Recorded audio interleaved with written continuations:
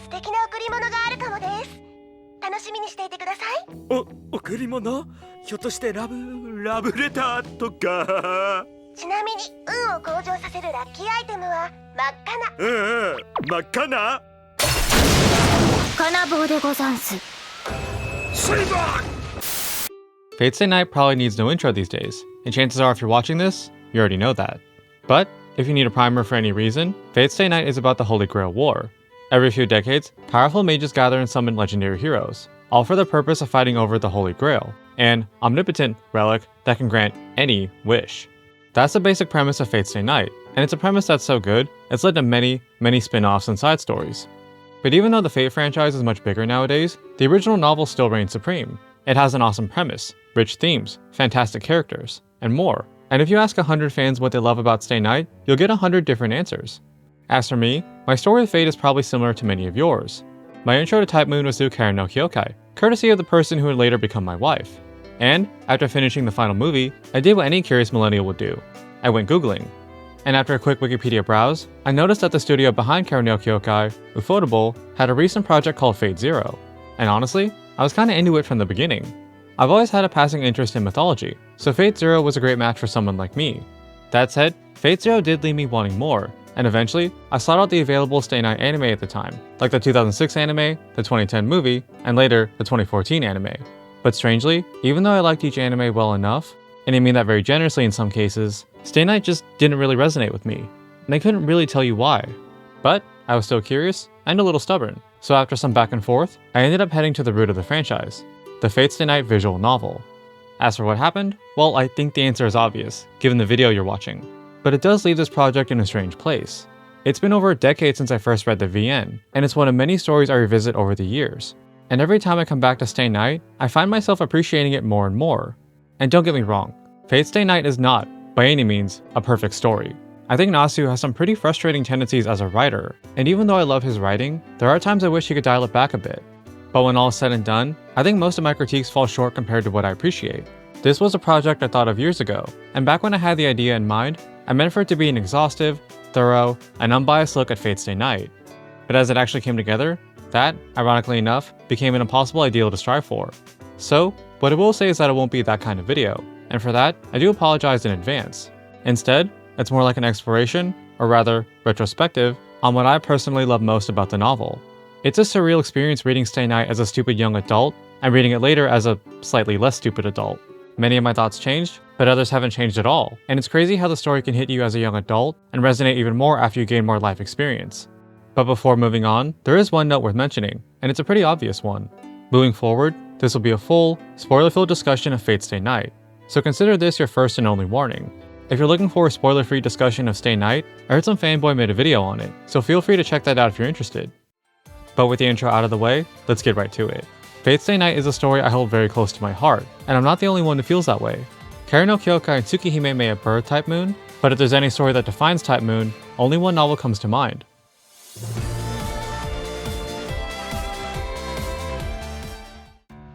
So, as many of you know, Fate Stay Night has 3 routes: Fate, Unlimited Blade Works, and Heaven's Feel. And even though each route is a self-contained story, what's really cool is how each route builds into each other and adds to the greater narrative. Fate Stay Night is a journey about many, many things, and it all begins here, with Fate. The Fate route is, essentially, our intro to this world, and this ends up being both a blessing and a curse. A decent chunk of the route is dedicated to building the world, explaining the rules and lore, and establishing the key characters, and it makes the route feel a little basic at times, which is by design of course. And this applies to the story as well. We're introduced to a few servants, the main boss of the route, Berserker, and are slowly introduced to the rest of the cast. The route isn't boring per se, and I think it's actually paced really well. There's action, some downtime, character building, or lore, and then more action, and so on. But it does feel rather simple at times, and the main story doesn't have that many twists or turns, at least at first. But the story picks up as it begins to explore the central characters, with the most important being the main character, and my favorite character in the novel, Shiro. Now, Shiro tends to be fairly divisive at first, and for good reason. He can be annoying, dense, and reckless, not to mention the stupid decisions he makes. Hell, I didn't even like Shiro for a while either. But, a key aspect of Shiro isn't what he does, it's why he does it. At his core, Shiro wants to be a hero of justice, and moreover, he wants to be a hero who can save everyone. They're admirable, if not lofty ideals, and Shiro's ideals can be further broken down as such: his trauma and the inherited ideals of his late father. Together, they are the very essence of Shiro's being, and they define his way of living. Fate highlights the first of these aspects, namely his trauma as the sole survivor of the Fuyuki fire. And even though Shiro has noble ideals, it becomes apparent that Shiro himself isn't exactly mentally healthy. Shiro's trauma tends to manifest as survivor's guilt, which is that feeling of guilt that occurs from living through a traumatic event when others did not. In fact, Shiro's guilt is so pervasive, you might say he actually has post-traumatic stress disorder. If you look through the DSM, he fits almost all the diagnostic criteria, and I can say that because I was a psych major. I even got not 1, not 2, but 3 degrees. As you can see, they're very useful. But all jokes aside, that guilt is what drives Shiro. He feels guilty for being the only person to live while others died, and he wants to repay a debt to those who passed away. And even though these feelings are explored in Fate, it's not obvious just how badly Shiro is affected by them. Shiro lives his life by helping others, which makes sense given what we've seen, but it's less of a desire and more of a compulsion. Shiro doesn't just want to help people and become a hero, he has to, because for him, it's the only way he knows how to live. He doesn't value his life, and he doesn't see his worth as a human. He's a means to an end, forever chasing an impossible dream, like a machine, a tool, or some may say, a weapon. And you see a similar motif with this route's heroine, and my second favorite character in the novel, Saber.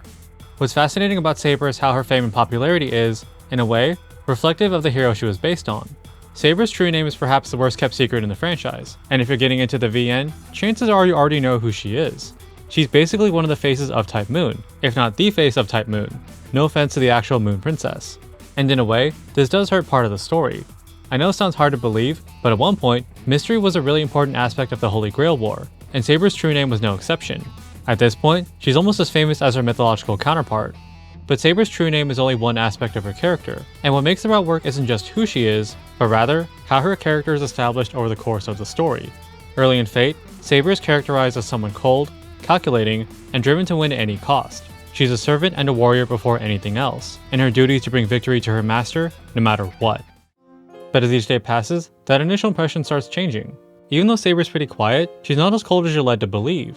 She likes cute things, she likes food, and as time goes on, she starts to feel like a fairly normal person.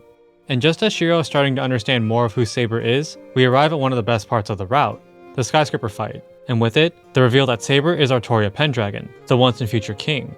And even though this moment is absolutely breathtaking, what's also important is the build-up to this moment. A core aspect of Saber's character is her role as a king and her dream of saving Britain. Saber couldn't save her country from ruin, and if she wins the Holy Grail, she wants to change her past in hopes that another, more worthy ruler can take her place. In essence, Saber sees herself as a means to an end. She's not a human, she's a weapon. And yet, both the reader and Shiro know that isn't true at all. Saber may be a king, but we spent hours and hours getting to know her. Even if we know who Saber really is, the Fate route lets us see her and understand her beyond her legend. We see her the way Shiro sees her. Saber isn't just Artoria Pendragon. She's a human being with her own thoughts, feelings, and desires. And this, in essence, is the heart of Saber's conflict. Saber is defined by her past, and is what drives her actions in the war. But, no matter how hard she tries, she can't see herself as anything but a king. To her, it's the heart of who she is, and it's something she feels she cannot change. If Shiro is someone chasing an impossible dream, then Saber is a natural endpoint, as someone who did chase an impossible dream. Saber, like many others in the story, is a foil to Shiro, and if Shiro continues on this path, the only thing waiting for him is misery and regret, just like it was with Saber. But, if there's anything I love about this route, it's how Saber and Shiro resolve their conflicts together. The parallels between them are obvious throughout the route, to the point where large parts of the story is basically the pot calling the kettle black. Shiro throws himself in front of Berserker, and Saber later scolds him for it. Saber goes and fights Assassin by herself, and Shiro later scolds her for it, and so on. And even though they both have a lot to work through, it's only through each other where they find a resolution. On the final day, in the church basement, is when Shiro comes face to face with a ghost of his past, and it's here where his trauma and guilt are brought to the surface. But even though the experience nearly breaks his mind, he's able to find a real answer. His path is not wrong. Shiro dreams of being a hero that can save everyone, and even though that's an impossible dream, that dream gives meaning to those who died. It's not possible to undo what happened, and everything Shiro went through is part of who he is now. The most he can do is accept that trauma as part of him, and do his best to keep moving forward. And by seeing Shiro face his demons, Saber could find her resolution. Her wish was selfish and impossible, and deep down, she always knew it was impossible. The only thing she can do is accept her past and her choices for what they were, and do her best to let go of any regrets. And the relationship between Saber and Shiro is, to me, what makes this route so incredible. Fate is about many things, but above all, I'd say it's a story of acceptance and healing. And the way it's done in the story is just, I don't know, man. I could say something logical and articulate, but there's just so much to this romance that hits so damn hard for me. If there's one thing worth knowing about me, it's that I'm a sucker for a good romance. Many of my favorites include When Harry Met Sally, Jane Eyre, and just about anything written by Jane Austen, among many more. But Saber and Shiro is, hands down, my favorite romance of all time. There's a lot to this romance that really works for me, but for starters, what I love is how it feels like this mix of contrasting, even conflicting, tropes and ideas. And yet, instead of working against each other, it ends up weaving together in perfect harmony. Saber and Shiro are star-crossed lovers meeting across time, and moreover, they're quite literally soulmates, which is reflected in their ideals and a special connection they share. And while tropes like these are beautiful in their own right, they're not exactly grounded or realistic, which is the point of course. They're dreamlike, they're ethereal, and they tap into that magical, idealistic sense of wonder. But even though this romance feels ethereal and dreamlike, it's still really grounded. If there's any kind of romance I like, it's a slow burn, and that's exactly what we see here. Shiro may have fallen for Saber from the beginning, but the way their romance blooms is surprisingly simple. From the beginning, Shiro always saw Saber as a person, and he always did his best to treat her with kindness. He made her feel welcome in his household, he spent time bonding with her, and he made sure she always had a home to go back to.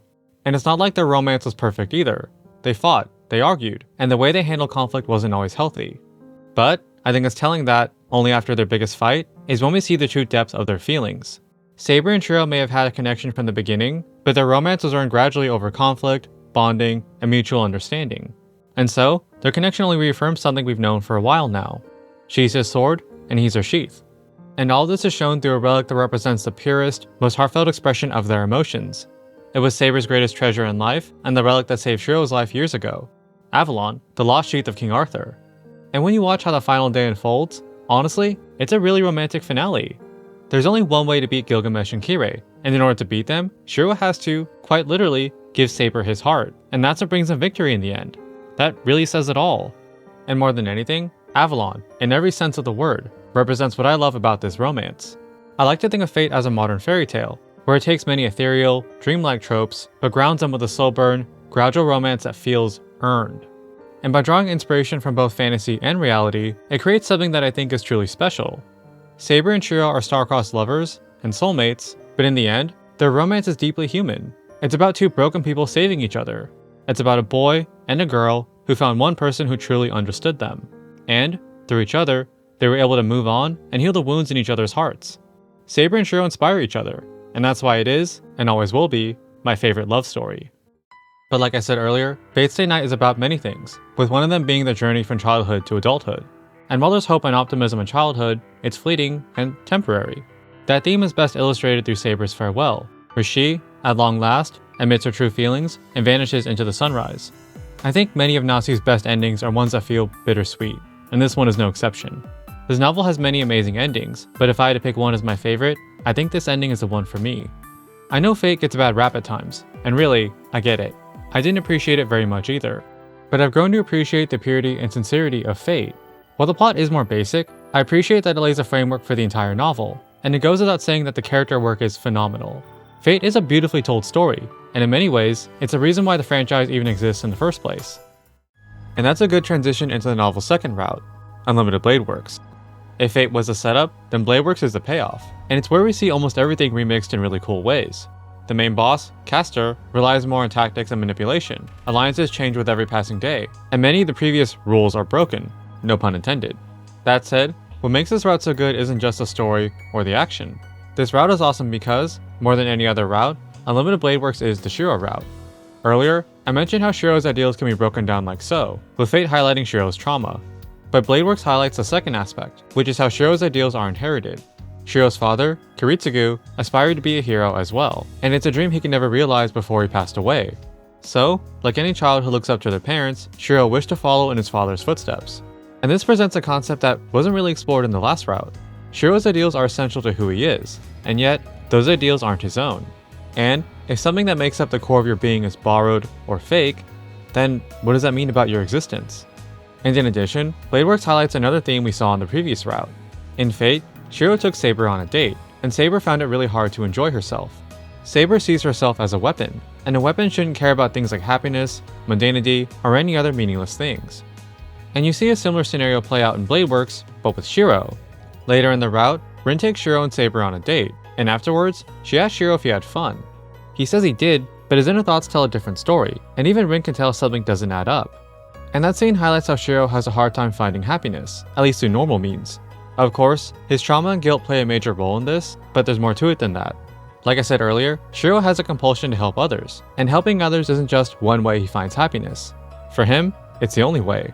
Shiro doesn't understand his own self-worth, and as we've seen, he's the kind of person who will, literally, throw away his life for the sake of someone else.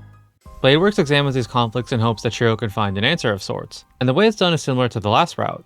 In Fate, Saber was the main foil to Shiro, whereas in Bladeworks, Shiro's main foil is, of course, Archer, otherwise known as heroic spirit Emiya. In Fate, Archer is a mysterious, if not abrasive, figure for Shiro, and he usually appears to question Shiro's actions and his ideals. This trend continues in Bladeworks, and later, Archer's real motives come to light. Archer isn't just an asshole to Shiro, he is Shiro, or rather, he's the literal, physical embodiment of everything Shiro hopes to be. It took a lot of effort and hardship, but one day, Shiro did become a true hero. But the end result was not what he expected. Saber lived her life chasing an impossible dream, and the end result was suffering and regret. And so, it's only fitting for Shiro to meet a similar fate. And Archer presents a question we all think about as we grow up. Everyone is young and stupid at one point. It's like a universal shared experience. But, if you could go back and interact with your past self, what would you do? I think everyone has a different answer, and from my own personal experience, I'd definitely slap the shit out of my younger self. But for Archer, the answer is more extreme. Archer's life, and afterlife, was mired in tragedy, and as time went on, he started to resent the idea of ever becoming a hero. But, Archer believes he has one chance. If he can kill his younger self, the paradox might be enough to erase his existence. After all, if there's no Shiro, there's no contract, and there's no heroic spirit Emiya. But Archer himself explains that his plan isn't foolproof, and, like Saber's wish, it was likely impossible from the beginning. So, by the time we arrive at their eventual showdown, it's not really a battle in the normal sense. It's more like venting, or rather, an inner struggle given form.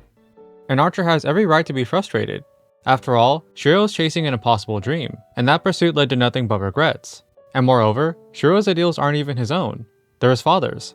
The ideals that define Shiro are, to Archer, nothing but an imitation. And, if everything that defines Shiro is fake, then what's even the point anymore? What's the point in chasing a borrowed dream? And what's the point in chasing a dream when the only outcome is more suffering?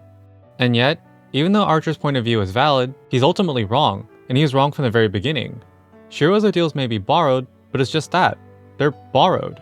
Kiritsugu didn't live with survivor's guilt like Shiro does, and Kiritsugu didn't find happiness the way Shiro does.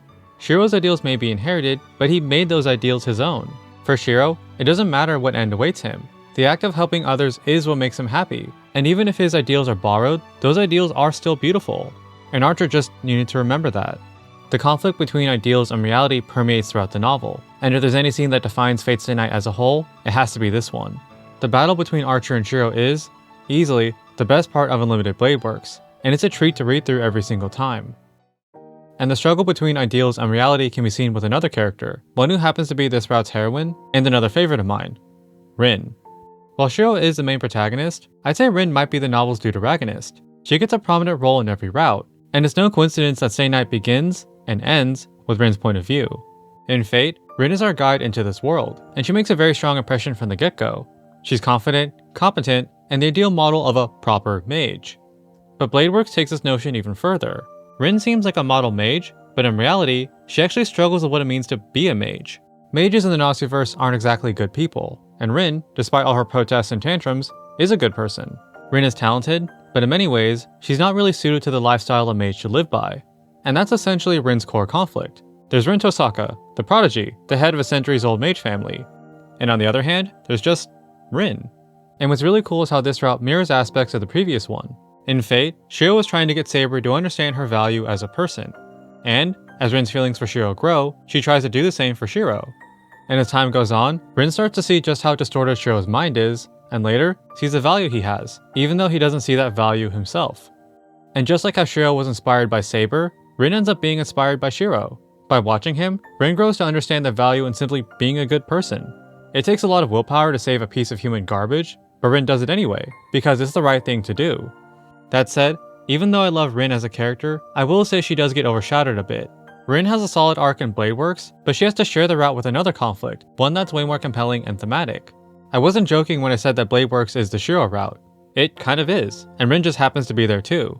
And even though I like Rin's story in Blade Works, if there's one minor issue I have, it's that her conflict isn't as interesting in this route. And I think that's partly intentional. Rin's core conflict is about the inherent duality between mages and humans, and that duality is so interesting, it could very well be its own story.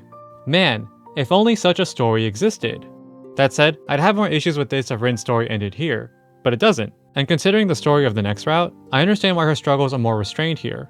And lastly, if there's anything else I appreciate about Rin, it's how her romance is the most grounded.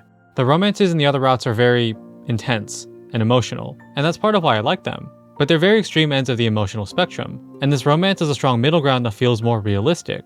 It's a crush that grows into a friendship that grows into a romance, and out of the three romances, this one is probably the most relatable. And I appreciate how this romance feels more like a partnership. Shiro inspires Rin to be a better person, and Rin helps Shiro recognize his own worth. With Rin's help, Shiro can overcome anything, and as long as she's by his side, Shiro will never, ever lose himself like Archer did. If Fate was a story of acceptance and healing, then Unlimited Blade Works is one of acceptance and reinforcement. I know that sounds really similar, but I think both routes are intentionally similar. Both routes have Shiro embrace his ideals, but they differ in how he does so.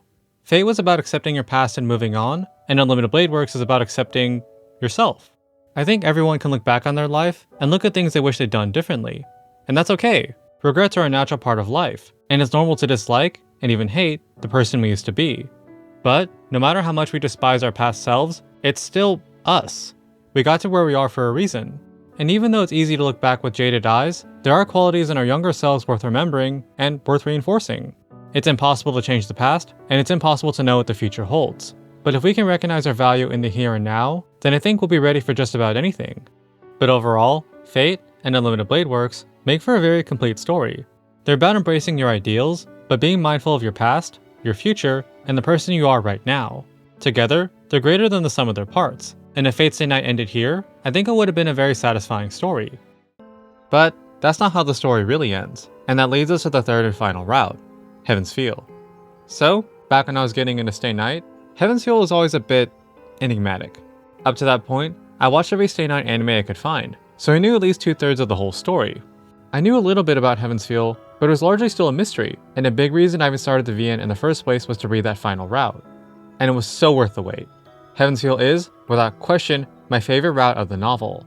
It's dark, it's emotional, and it's everything I love about Type Moon wrapped up in one sublime package. What sets this route apart is how unique the story is. The original premise of the novel fades away after a point, and in its place, we have this nightmarish scenario, one that has no clear solutions. If Fate was a metaphor for childhood, and Unlimited Blade Works was a metaphor for adolescence, then Heaven's Feel is adulthood, where answers aren't often quick or easy. And the reason I love this route is because it highlights something we've seen throughout the novel. What makes Fate Stay Night so good isn't just the battle royale premise, or the world building, and it's a drum I've been beating for years now. More than any other route, Heaven's Feel is about the characters, their struggles, and the drama that unfolds. And for Heaven's Feel, many of these struggles can be tied back to the route's heroine, Sakura. Now, Sakura is a character I didn't really like at first. I found her to be kind of boring, and the other characters made stronger impressions. In Stay Night, I think what makes many characters so interesting is how their roles change throughout the story.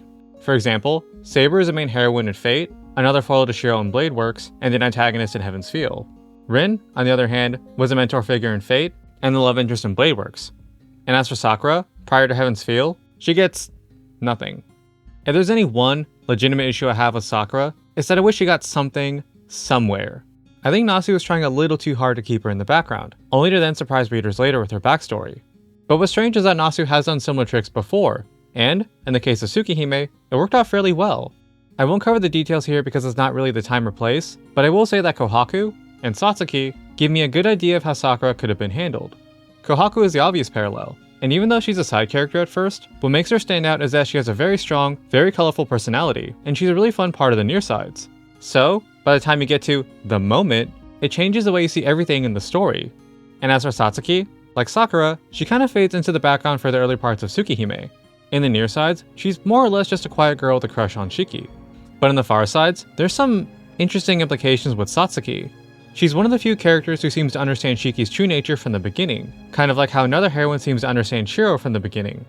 And in addition, Satsuki plays a vital role in the Far Sides, and she makes such a strong impression on readers, the fanbase basically willed her route into existence. It's never over. You never give up. I don't care how many times you bash your head into a wall. It can be made out of 20-foot steel-enforced brick wall. You don't give up. You keep bashing your head against it, and eventually it starts to crumble. Now, I'm not saying Sakura should have been written like Kohaku or Satsuki, and I'm glad she isn't. But they're good examples of how to build a character earlier in the story, and if we have a better impression of them early on, the payoff later is much greater. That said, looking back, I also think I didn't understand Sakura's character very well, and for good reason. She's a tough character to wrap your head around at times, and the story itself even alludes to this. But as the years went on, I think I started to get Nasu's intent with her character. Sakura is a very quiet, subdued kind of person, and even though she seems nice enough, there's just not a lot to her at first. She's about as interesting as a bag of flour. However, there's more to it than that. Heaven's Feel unveils the true extent of Sakura's backstory, and it's a lot. She was tortured, abused, and experimented on, and that doesn't even take into account the original, much darker version of her backstory. There are elements of Sakura's backstory that readers can sympathize with, but overall, it's a level of trauma that most people, hopefully, will have a very, very hard time relating to. But that trauma has lasting effects on Sakura's psyche, and it's hard to see just how badly it affects her at first. Yes, Sakura is very quiet and subdued, and she doesn't have the strongest personality. In fact, her personality is so subdued, I've seen readers criticize her for having no personality. And I actually think that's kind of the point. In Heaven's Feel, Shiro points out how when they first met, Sakura used to be very gloomy and downtrodden, and she only started to open up over the past few years. And this reframes so much about Sakura, because she's not someone who has no personality. She's someone who's just starting to gain a personality. Sakura's trauma was so intense, it crushed any and all development she would have had as a normal person. She had no friends, no aspirations, nothing, and she just started gaining an actual, honest-to-God sense of self. It just happened to be at the start of the Holy Grail War. And lastly, if there's anything else that made me appreciate Sakura's character, it's how she's portrayed in Hollow Ataraxia. The sequel shows a version of Sakura who, after much effort, was able to overcome her past, and the end result is incredible. She has hobbies, she's more confident, and she's way more dynamic as a character, and it shows how there always was a great character in Sakura. But that character is just starting to form and stay knight, and sadly, Heaven's Feel isn't the kindest form of therapy. But Sakura's conflicts are the driving force of the route, and I mean that both figuratively and literally. Sakura's main goal is simple. She wants to preserve the happiness she's found, which, primarily, is her relationship with Shiro. It's her one and only beacon of light, and as such, she wants to fight her hardest to protect it. And of course, the main obstacle standing in her way is herself. The main threat in Heaven's Feel is a mysterious shadow, which is later revealed to be a manifestation of Sakura's subconscious. It's a good metaphor for the darker thoughts that drift into our minds, and, for someone like Sakura, these thoughts are taken to an extreme. And honestly, can you blame her? Sakura has first-hand experience with all the evils of the world, and moreover, the route only adds more to her insecurities. Sakura wants happiness, but she feels as if she doesn't deserve it, and it's not her fault that an angry Mako takes advantage of her and lets her subconscious run loose. But, no matter how dark her thoughts are, Sakura is still trying to hold it together. Many of my favorite scenes are where Sakura is grappling with her thoughts, and even though she does falter, she still tries her best in spite of everything around her. One of the standouts is when she decides to kill Zoken, which shows how she finally gained the strength and resolve to protect what she cares about. Until Shinji appears, and she gets a harsh reminder that maybe she doesn't deserve happiness after all. And that describes most of Heaven's Feel for Sakura. She wants happiness, but everything around her says it's not possible. She wants a normal life, a happily ever after with Shiro, and lastly, a proper relationship with her estranged sister. While Sakura's past is one of the story's biggest reveals, the other is the true nature of Sakura and Rin, and it's here where you see each character's conflicts come to light. To Sakura, Rin is her ideal. She's smart, beautiful, and exceptionally talented, and that casts a large shadow over Sakura. It doesn't matter what Sakura has or does. In her mind, it's nothing compared to her perfect sister. The one thing Sakura has over Rin is Shiro, and as Shiro and Rin grow closer, Sakura feels as if she's losing that to Rin as well. And so, even though Sakura wants a relationship with her sister, simply being around her makes her feel weak and insecure. And as for Rin, Sakura presents a very difficult scenario. As the route unfolds, it's made clear that Sakura is dangerous. The shadow is actively harming, and later, killing innocent bystanders. And even though Sakura isn't in total control, she's still the source of the shadow. And moreover, Sakura's days are numbered, and it's nearly impossible to save her anyways. Rin, after all, is a mage, and mages are meant to be pragmatic. Therefore, for a mage, the solution is simple. Just kill Sakura. Saving her isn't possible anyways, and if Sakura is killed, the city will be saved. It sounds simple on paper, except for one small problem. Rin's not a killer. And moreover, Sakura is her sister. No matter what Rin says, she still cares for Sakura, and those feelings are at odds with her duty as a mage.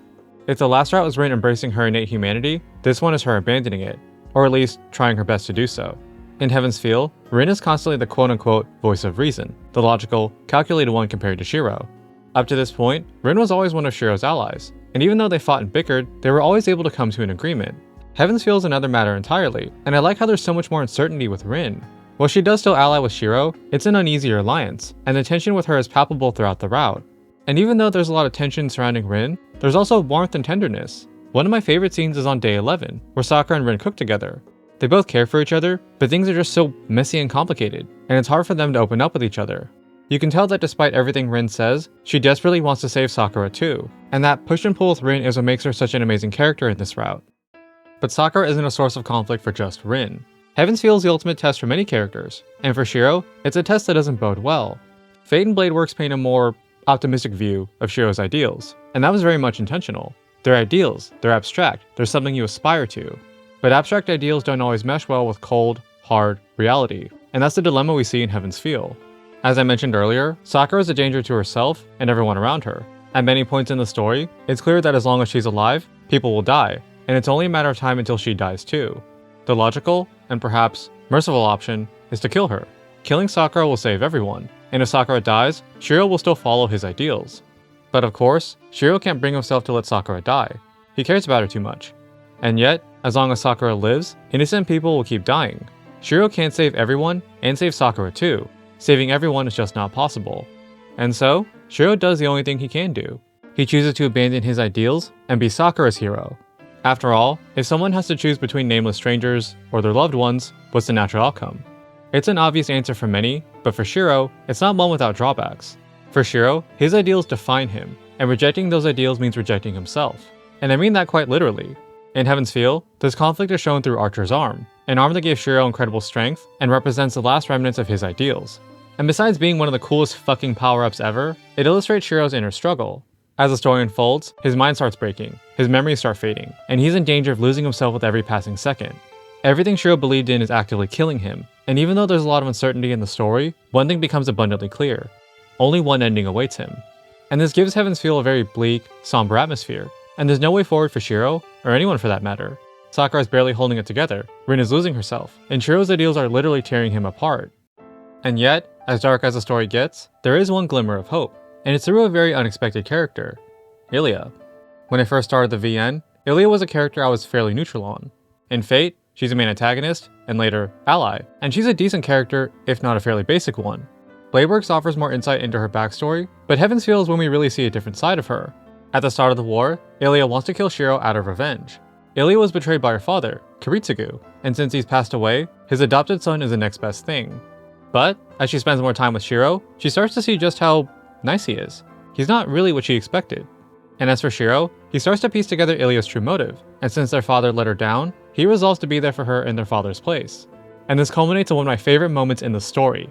On day 9, Shiro is at a breaking point. Sakura's situation is dire, Rin's a wildcard, and he's grappling with the weight of his ideals. And just when Shiro is at his lowest so far, Ilia tells him this: "I'll be your ally no matter what you do." That small, simple phrase is what gives Shiro the resolve to keep going, and it shows how Ilia was able to move past her trauma and embrace the role she had from the very beginning, Shiro's older sister. I think many heavy stories need that hint of light to cut through all the darkness, and in Heaven's Feel, the sibling bond between Ilia and Shiro is one of those lights. While Heaven's Feel explores the broken bond of two siblings, it also explores how another one can bloom in spite of all the tragedy. Many of the route's best parts are with Ilia, like her rapport with Shiro, Die Lorelei, and of course, the most important choice in the story. While Heaven's Feel is still Sakura's route, I don't think it's quite the same without Ilia. She's an essential character to the story, and watching her bond with her brother is one of the many highlights in the route. I know Heaven's Feel sounds like a lot, and to be fair, it kind of is. It's a bit bloated, and I mean that in a good way. But what I love is how everything, from the story, the conflicts, and the drama, builds into something truly spectacular. The final stretch of Heaven's Feel is all gas, no brakes, and many of my favorite moments in the novel are in those final days. 9-bullet revolver, Sparks Liner High, Saber's death, the showdown between Sakura and Rin. I can honestly keep going. And even though I love reading those moments, they aren't by any means happy. Scenes like 9-bullet revolver are explosive, emotional, and heroic, and yet, there's an air of sadness to it that's both sobering and beautiful. And that applies to so much of Heaven's Feel. There is beauty in tragedy, and that's part of what makes this route so compelling to me. But as dark as the story gets, when all is said and done, Heaven's Feel is a story of rejection and rebirth, It speaks to those parts of ourselves that are less than ideal, like jealousy, despair, or self-destructive behavior. And when you start feeling the crushing weight of reality, the most you can do is try your best. You have to try and reject that inner darkness and embrace what really matters. For Sakura, that means rejecting her despair and embracing her desire for happiness. For Rin, that means rejecting her duty as a mage and embracing her sister. And for Shiro, that means rejecting his ideals and embracing love. Heaven's Feel has no easy answers, and even though everyone finds one by the end, they can only find them when they reject the worst parts of themselves and embrace what they really care about. Every character, that is, except for one last heroine. In Fate, similar to Ilia, Kirei is a fairly basic character. He's one of the route's final bosses, but he's more like a mustache-twirling villain, and in Bladeworks, he's barely around to begin with. But Heaven's Feel is when you see who Kirei really is, and it's not quite what you expect. Kirei is someone who enjoys the suffering of others, and that's not really surprising based on what we've seen. But like with many others in the story, there's more to it than that. Essentially, Kirei sees himself as being born with a defect. It's not that he likes seeing others suffer. In reality, it's the only way he can find happiness. And it's an answer that didn't come easily. As Heaven's Feel explains, Kirei honestly did try to change, and he even went through, perhaps, the most deeply human experience of all, falling in love. Before the story began, Kirei married a terminally ill woman named Claudia, and he tried very, very hard to love her. But in the end, he couldn't change how he felt. Claudia died, and with her death, Kirei accepted that he can never truly change. And so, Kirei continues living the only way he knows how to, by being an asshole. But joking aside, this adds a layer of tragedy to Kirei's character. He may have been born abnormal, and he is still very much an evil person, but he did try. He just couldn't change who he is. And much of Kirei's struggles can be seen with another character, and if you've been keeping score at home, you already know who that is. There's a running joke in the fanbase about Kirei being the fourth heroine, but it's a joke with a lot of truth to it. Shiro, like Kirei, is a hollow person at heart, and they both only have one way of living. And Kirei's backstory adds another layer to their dichotomy. Claudia, like Sakura, was destined to die, and it was her death that made Kirei accept his nature. And even though Kirei says he never loved Claudia, it's clear that he was, and still is, affected by her death in some capacity. Kirei may not have loved Claudia in the normal sense, but he did feel something for her. Maybe it's love, maybe it's a twisted version of love, but the memory of his wife still remains in his heart somewhere. And this presents an interesting mirror to Shiro and Sakura. Throughout Heaven's Feel, Shiro is fighting his hardest to protect Sakura, and if he failed at any point, there's a chance he might have gone down the same path as Kirei. And so, by the time of the final battle, it isn't just a priest duking it out with a sword hedgehog. Every route has Shiro face a reflection of himself, whether it's Saber in Fate or Archer in Unlimited Bladeworks. And it's right here, at the end of Heaven's Feel, where Shiro confronts his dark reflection. Shiro and Kirei are two hollow men, neither of whom could change their way of living. One finds happiness by helping others, while the other finds happiness by hurting others. In many ways, this was the only way the story could have ended, and it's the final, ultimate test for Shiro's character. And it's here where both characters find a resolution of sorts. Kirei believed he couldn't change his way of living, and in many ways, he was right. Each route so far explored a version of Shiro who, like Kirei, couldn't change his way of living. And for Shiro, there is beauty in that pursuit. It's part of why I love the story. But underneath that beauty is a shade of darkness, and that's what Heaven's Feel explores. Throughout the route, it gets harder and harder for Shiro to find any answer at all. He's told over and over that his ideals will be torn apart, tragedy cannot be stopped, and it's not possible to save everyone, especially the people he cares about. And for Shiro, the answer he arrives at is simple and tragic. If he can't protect his ideals, or his loved ones, then the way forward is obvious. He will give up his life to protect what really matters. And so, Heaven's Feel is like a death march for Shiro, and from the moment he abandoned his ideals, there was only one outcome for him. And, in the normal end of Heaven's Feel, we see that come to pass. At the very end, Shiro still gave up his life for someone else. It's bleak, it's tragic, but it's the only ending for someone who, no matter how much he tried, couldn't change his way of living. At least, it was at first. While the normal end is a very thematic ending to the story, it ignores a valuable lesson from the last route. Bladeworks highlights the value of self-worth, and even though it's easy to lose yourself over time, our lives do have value, especially to people we care about. And so, in the end, Kirei was wrong. Kirei and Shiro might be similar, but they aren't the same, at least not anymore. Unlike Kirei, Shiro did change, and even though the journey almost killed him, he did find happiness in something beyond his nature. It's Sakura, and the beauty of a normal, human life. And it's only here, at the very end, where Shiro can move on from his ideals and wish for something else, and it's perhaps the most human wish of all, a wish to live. But it's a wish that comes at a price. There are many moments in the novel that always hit me like a truck. Saber's goodbye, Archer's answer, Rin holding her sister, but for me, none of them hit as hard as this one. Shiro desperately trying to remember a name, the haunting music in the background, and Ilia, who simply says, "I'm the older sister, so I have to protect my younger brother." I don't think I've ever read this scene without feeling absolutely devastated. It's such a beautifully sad scene, and it's the perfect ending for the girl who, at the very end, resolved to give up everything for her younger brother. And as the story comes to a close, Heaven's Feel ends on a happy note, almost too happy. If there's any minor issue I have with the route, it's how the true end is a little too cheery for this kind of story. The happiness of Heaven's Feel comes at a price: Familia's sacrifice, Shiro's death and rebirth, and Sakura's guilt, and I wish the ending explored that a little more. Ideally, I'd have liked to see an ending that had the best of both the normal end and the true end, but that's a personal preference. Everyone at the end of Heaven's Feel deserves, at least, a chance at happiness, and for me, that's enough to make this a really solid ending. And so, as I finish the story once again, I'm thankful to feel the same way I did years ago. I think whenever we go back to a nostalgic story, there's a nagging feeling that maybe it wasn't as good as we remember. We grow up, our tastes change, and we start to be more jaded and critical. And yet, it's easy to forget that we love many stories for a reason.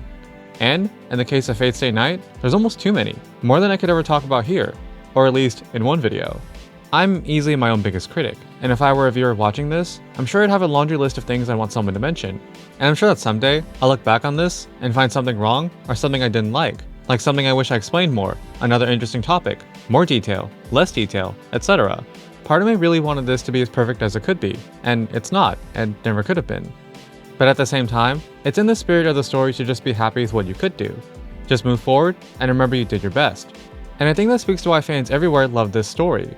Fate Stay Night has a myriad of themes, and every fan has their own interpretation, a favorite theme, route, heroine, romance, or character. It's a rich, dense story with a lot of moving parts, and everyone's takeaway is unique. And I think that's one of the many, many reasons why the story is such a lasting legacy. But, if there's one thing every fan agrees on, it's that we love this story. This channel is basically built on talking about things I like, and whenever I get to something special, I usually take the coward's way out. Community is my favorite sitcom, Gintama is my favorite anime, and so on. And I think I say that because deep down, from the very first video, if you asked me what my favorite story was, I always knew the answer. I mean, on my honeymoon, I even made it a point to go on the Fuyuki pilgrimage. That kinda says it all. So right now, I'll finally say it. Stay Night doesn't just have my favorite romance, my favorite tropes, or my favorite story moments. Fate Stay Night is, without a shadow of a doubt, my favorite story of all time, and I'm glad I got a chance to experience it. Stay Night fans can be a little passionate, obviously.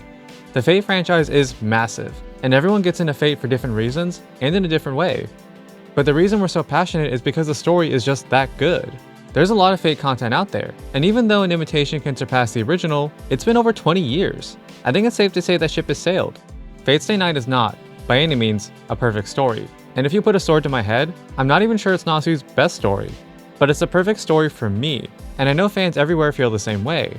And, when the credits rolled for the final time, I walked away with the same feeling I did years ago.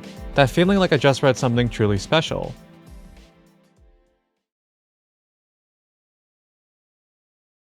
And then, two miracles occur.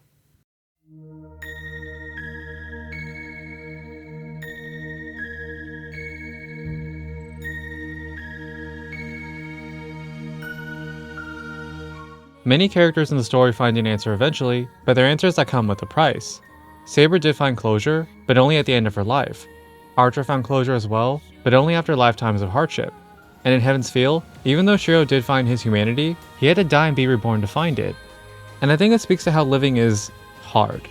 Everyone has their demons to face, and it's easy to lose yourself under the weight of everything around you. Take it from someone who, if things were a little different, wouldn't even be alive right now. Despair, sadness, grief, tragedy, all of that, and more, are byproducts of being human, and it's easy to feel as if there's nothing out there for you. But, this ending tells a different story. The last episode is, without question, my favorite ending of all time. Everything about this ending is perfect, from the build-up, the music, the visuals, the way it explores each character's heart. It makes me tear up every single time, and it's one of the most beautiful, hopeful scenes I've ever had the pleasure of reading. But more than anything, it illustrates the strength of the human spirit. If you dedicate your heart, mind, and soul to what you believe in, you will find happiness someday. It may be a very, very long journey, and there will be times where you'll falter. But, if you keep on chasing that endless star, there will be something waiting for you. To me, that was, and forever will be, the true message of Fate Stay Night. And everything this story means to me can be summed up in one simple exchange. ただいま、セイバー。